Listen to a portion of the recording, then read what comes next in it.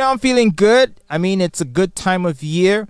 I think, this Christmas obviously has had its fair share of challenges, but when you at least count the fact that you've got loved ones that you can spend your time with, I think it kind of makes you forget your problems, if only for a brief moment.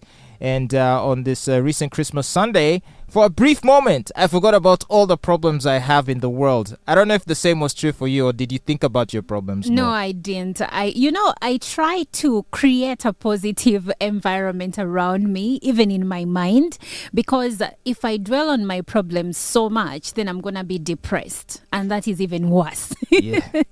When you have a full plate of food Exactly. on your lap, somehow your problems, you just forget about them temporarily. It wasn't even about the food, but I hear you. I mean, it is one thing to be hungry and depressed and to be satisfied, and then you have problems. I would rather be satisfied. Yeah, ain't nothing worse than having problems and being hungry at the same time. Yeah. Very, very bad.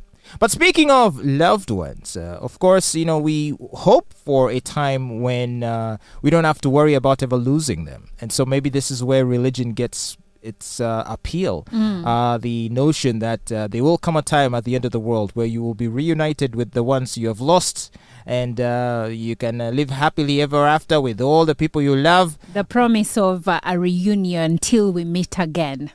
But what if that reunion can be brought to you in advance, How so? but in exchange for money? If you had to choose between being given $10 million in cash and having to spend 10 minutes with a loved one that you lost, what would you choose? I would choose the $10 million. Really? Yes.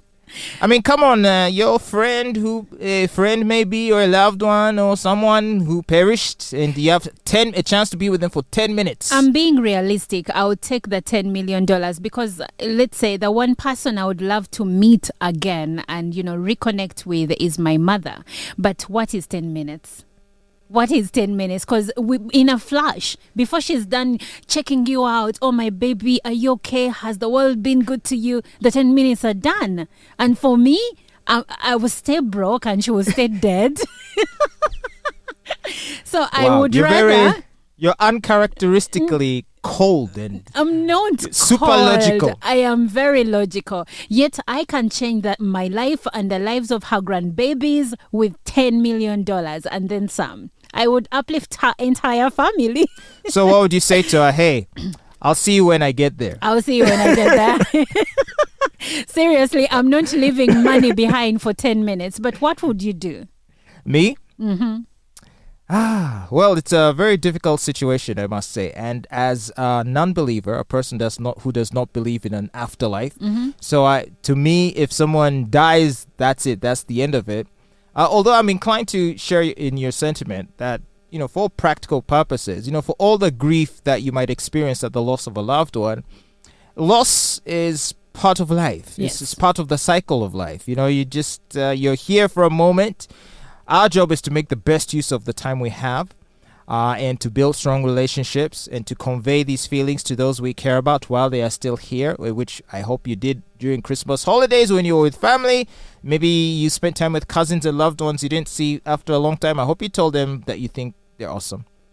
Or maybe you said to them they're not awesome, because sometimes they're not. Because sometimes and they need to know. Exactly. As in, give people their flowers, but also those that have been giving you a hard time, give them a piece of your mind. Yeah. And obviously, eventually when someone passes away, despite all of the grief and pain you will experience in that moment and in the period after, eventually the pain shall subside, and you still have to live and contend with the real world and its challenges.